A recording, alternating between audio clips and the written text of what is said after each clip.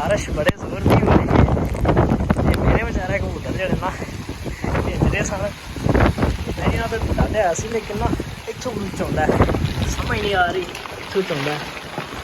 अंडा इन्हें भी दे छड़े फरली ने भी दे छड़े अंडे दोनों ने दे छड़े।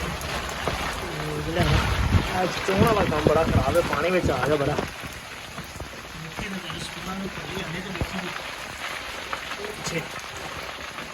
फिर वक्त लाया ताकि बारिश जी ना फाड़े ना इधर ना जाए।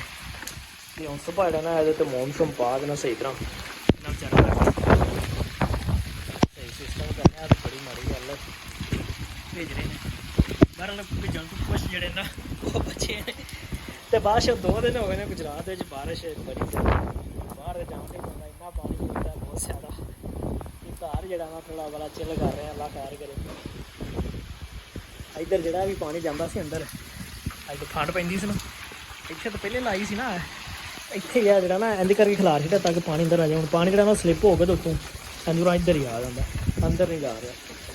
यह बड़ा फायदा होया ठंड जी है इंज दी है, मतलब उधरों नहीं है इधर दी है। परले पास भी पानी आता लेकिन अज ठंड इंज दी है।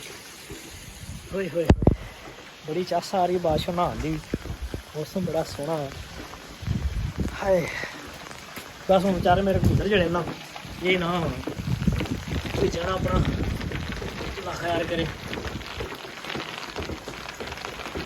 हाय हाय चंगा भी शुरू नहाओ तो इंजॉय करो।